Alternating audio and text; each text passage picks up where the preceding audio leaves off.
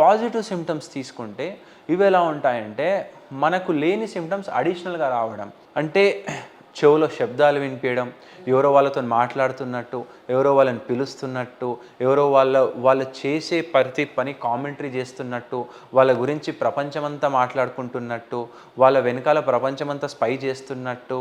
And delusions అంటే కంప్లీట్‌గా ఎవరో వీళ్ళను స్పై చేయడము. అండ్ వీళ్ళు ఈ భూమి అనేది ఒక వింత ప్రపంచం, మేము ఈ ప్రపంచం కాదు, మాది వేరే ప్రపంచం.